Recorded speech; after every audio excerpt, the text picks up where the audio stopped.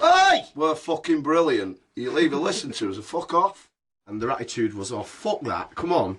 And that were right at the time because there wasn't anything. I think a lot of young people had accepted conservative rule and dole culture and daytime telly and smoking spliff for a living and going to the odd football match as that was it, you know. I think Britain was dead in the 80s. Terrible. Yeah, absolutely. Absolutely Synthetic terrible. Fucking rubbish.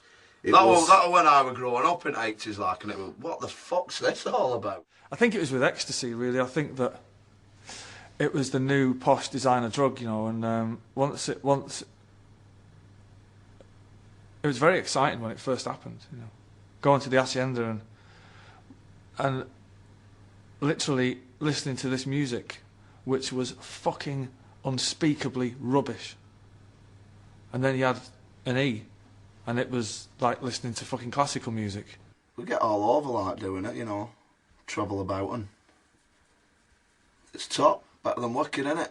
You know, that's the way I look at it. Does everybody know that we're doing an Oasis tribute band? Or are you just going to tell them how good it is?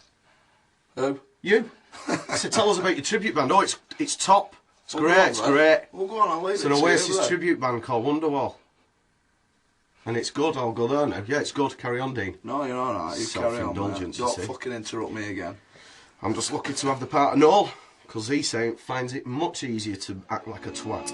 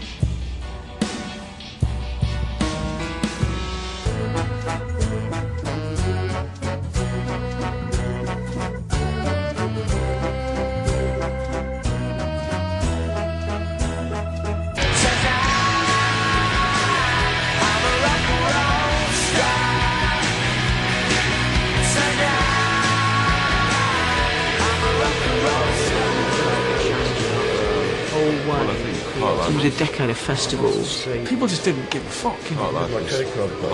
Rock and roll star, Cocaine Kid. Live Forever, cigarettes and alcohol. They're probably the three songs that sum up the 90s. Drugs, a lot of fun. Ambition. I don't think really anyone was thinking about the consequences. That's more my thing. I like to watch.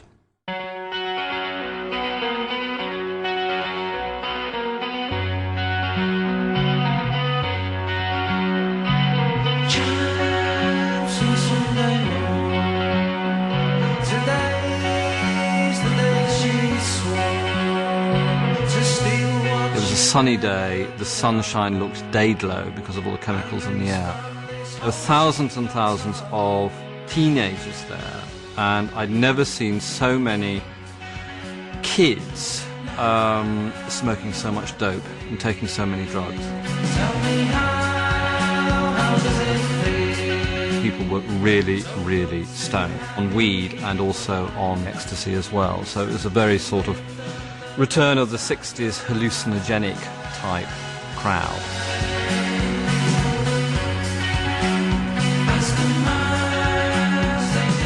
It was a shit gig, but it was a fantastic. You know, from a technical point of view, the wind was blowing the sound all over the fucking place. I don't think I got to hear one of the songs properly, but that wasn't the point. The point was there was all them people there.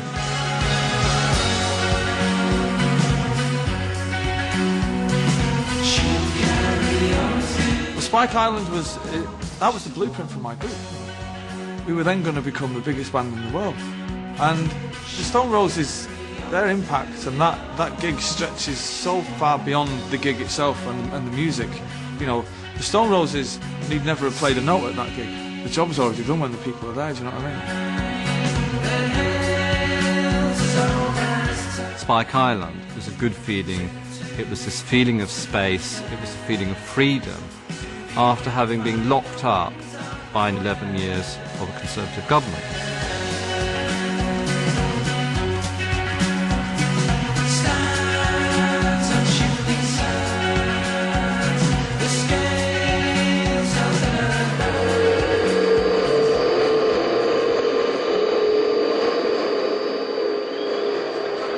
The Scotland Yard inquiry gets underway. Senior officers have already said there was evidence of anarchists. Ladies and gentlemen, we're leaving Downing Street for the last time after 11 and a half wonderful years, and we're very happy that we leave the United Kingdom in a very, very much better state than when we came here 11 and a half years ago.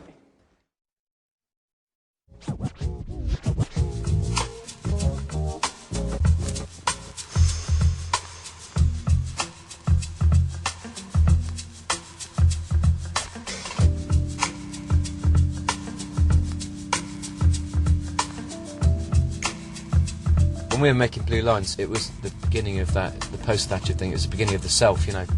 It was all about self and nothing about community at all. I never felt like British, you know. I mean, everyone involved in making those records came from totally different sort of ethnic backgrounds, you know.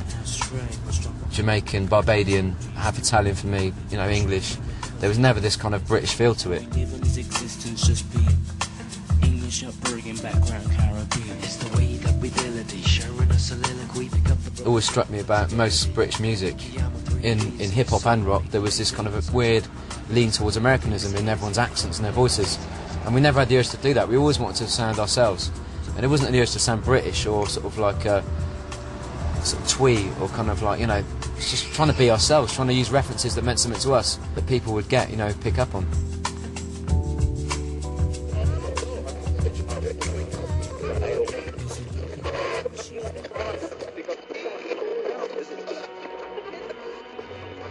Well, what happened after Spike Island is that the Stone Roses completely fucked it up. The Roses were the group who were going to break through and make it, and they didn't, because they lost their nerve. And so there was a hole there within that particular aspect of pop rock culture, and that was very quickly filled by Nirvana and what became known